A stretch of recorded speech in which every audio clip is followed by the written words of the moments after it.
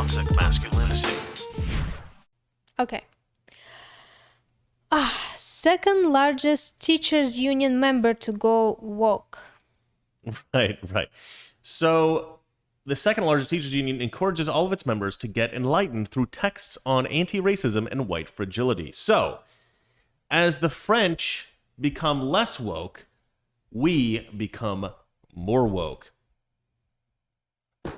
All right, sorry, my writer's writing me, and I'm trying to see if it's something that I should relate to you guys, which it probably is, but I think I'm a little late, so I'm not going to read that. Okay, let's move on to this. So as the French are figuring out they should go less woke or should fight woke culture, we're going more woke because we're a bunch of morons. And I like this picture that they've posted. To be white is to be raised functionally illiterate on the topic of race. And this woman is a noted race-baiting degenerate. So let's read this story here. The second largest teachers union in the country is offering members of its San Diego affiliate to read free copies of a book about anti-racism and white fragility for enlightening summer reading. Virginity? Fragility. Sorry. My wife, ladies and gentlemen. All right, so American Federation of Teachers website posted a flyer to its website Friday offering union members free copies of How to Be an Anti-Racist by Ibram X. Okay, I think this Ibram X his real name's like Jeff or something. I can't remember, but he's changed his name to make himself more black, more interesting. How to Be an Anti-Racist. It's a completely racist book. A lot of these leftist things like How to Be an Anti-Racist, it really should be titled How to Be a Racist, right? It's just being racist against white people. Ibram X. Kendi is his name. Let's look up this guy. Ibram X. Kendi. There we go. Henry Rogers. Henry Rogers is his actual name. But he goes by Ibram X. Kendi, because he doesn't want to use the culturally white name Henry Rogers, so he's going with Ibram Kendi. White Fragility by Robin DiAngelo. So this woman up here, this is Robin DiAngelo. She's the completely degenerate piece of garbage white woman who pretends that all white people are racist, including herself. And Reclaiming Our Stories 2 by Khalid Paul Alexander and Manuel Paul Lopez, also probably degenerates. I don't know who those people are, though. I was actually just talking about this today, about how there's this idea that we have a problem in America of white guilt, and that's why we're kind of allowing all this BS, racism against white people and stuff like that. But I'm not actually sure that that's true. So I've always had a problem with the white guilt thing, because I've always thought, like, I can see that leftists are doing things to try to make amends for the sins of our ancestors, right? Sins of white people from 100 years ago or something. But is it really, do they really feel guilty, or are they just virtue signaling? And to me, there's two very different things. If you genuinely feel guilt, right? You genuinely feel guilt. Like if you're the kind of person who... Why would you feel guilt? Well, exactly. That's the whole Why point. would you feel guilt? It doesn't make any sense. Now, here's the thing. I do think there are some people who feel white guilt. They feel like, oh, I'm wealthy, I'm successful. I look at these black people, they're less successful. I'm white, but I'm Russian. It's a completely different thing. Russians Right. were slaves. Right. Russians were slaves. I'm Scottish and I'm German, and we, our peoples have had difficult histories, Two of the nations that actually fought back the Romans, we were never colonized by the Romans in the same way that the rest of the Europe was. Is that a good thing or bad thing? I don't know. It's just a thing. We were kind of barbarians back in the day. The Scottish were oppressed by the English to some degree. Do I deserve reparations for that? I don't know. No. But nobody in my family ever enslaved anyone. Nobody in my family at all ever enslaved anyone. Of course, the left would argue that, well, I benefited from, the racism of black people because we were No, we weren't. We were poor basically until my father's generation. If you go back far enough, if you go back to, we had different enterprises. I think we had a shoe store At one point, my grandfather worked for the electric company, and my father started a business. But that's the first time we ever had like a significant amount of money. Before that, before I don't know, and we were always on the West Coast. We were always in Minnesota, and then we were in Washington and Oregon. So we weren't even really, we had nothing to do with black people. At the time that we came to America, my German ancestors, Germans were actually considered to be sort of inferior. There was a prejudice against Germans, and there was prejudice against Scottish people as well in America at certain points. So, our family certainly weren't, original English colonists. We weren't the kind of people that were in the upper echelon of society. Anyone in my history that I can find, we were all basically poor for most of history, as far back as I've been able to tell on my Ancestry.com tree. But nevertheless, I get blamed for the sins of other white people that have nothing to do with me in the past, and it's of course ridiculous.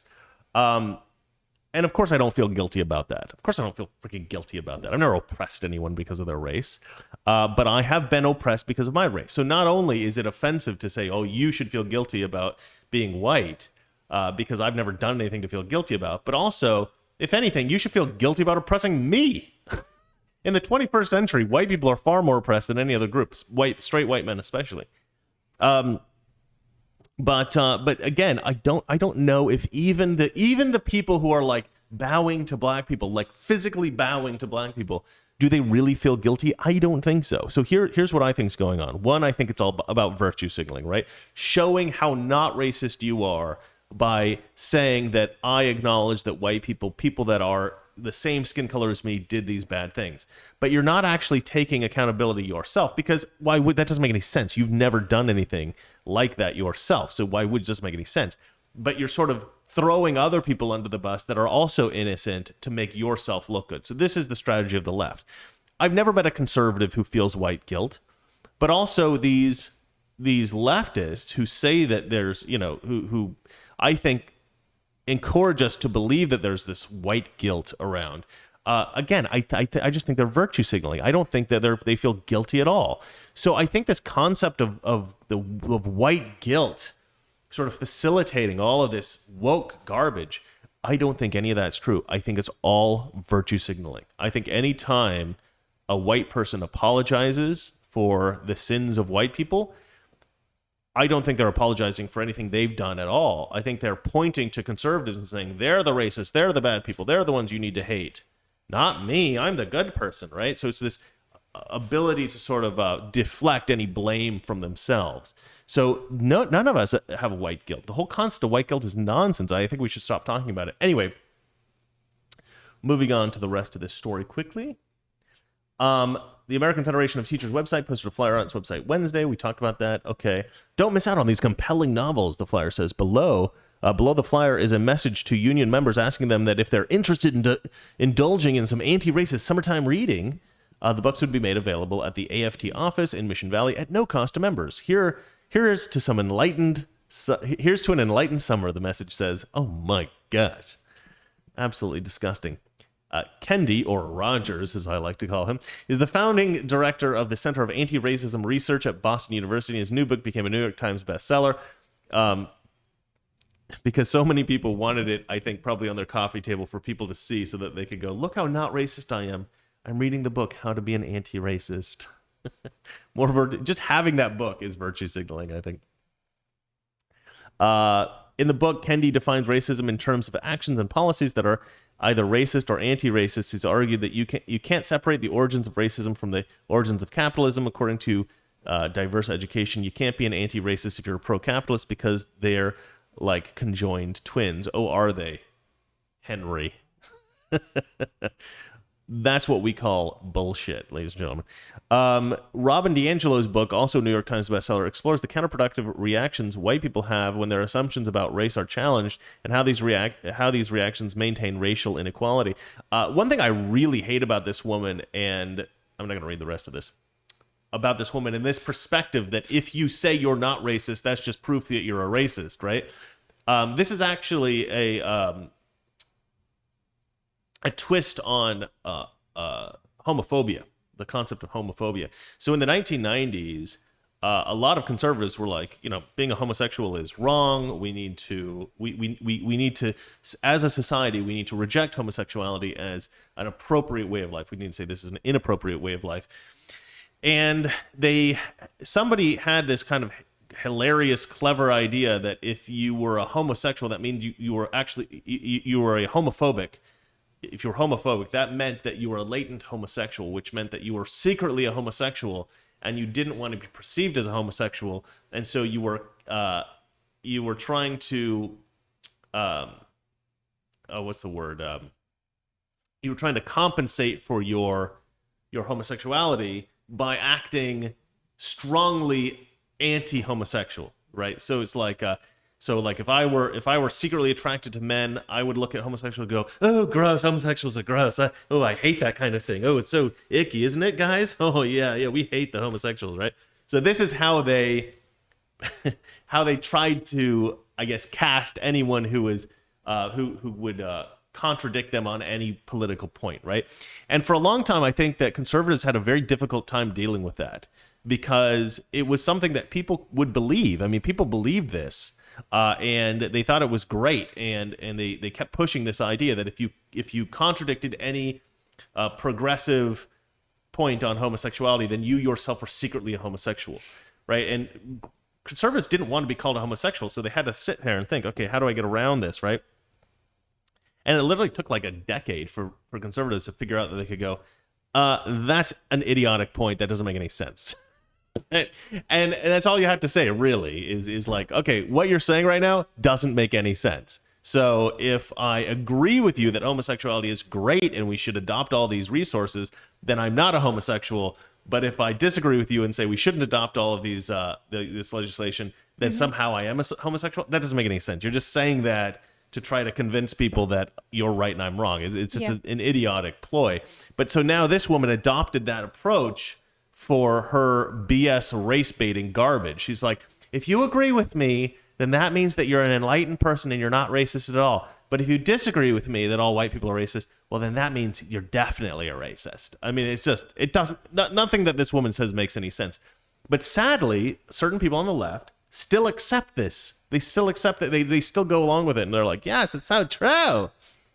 I'll read a little bit about it here. She says, white fragility is a state in which even a minimal challenge to the white position becomes intolerable, triggering a range of defensive positions, D'Angelo's website says.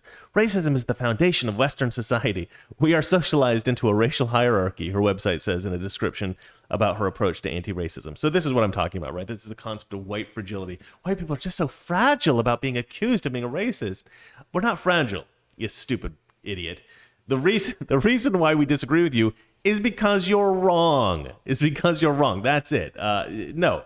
Western society is not founded on racism. It's just idiot. Everything about this woman is moron. She needs to travel a little bit. She's a moron. Okay? Go anywhere in the world. Go to China. Go to Africa. Go to India. Go anywhere and you will see tons of racism. To sit here and say, oh, the foundation of Western civilization was racism and we have to, we have to be punished for our evil white sins. No, everybody was racist. Everybody is racist. The only people that aren't racist are Northern Europeans and white Americans and people who colonized the world from Northern Europe. That's it. We're the only people that are not racist, all right? If anything, we deserve a flippin' medal. Next story. Unless you want to say something about this, Dottie. No. Okay. Next story? Can we do the rest of the stories in 10 minutes? Yes, we can. They're short. 3, I think 3. Yes. Rachel Maddow said she can no longer feel superior for wearing a mask. Yes, Rachel Maddow is Who having is some... that? Rachel Maddow?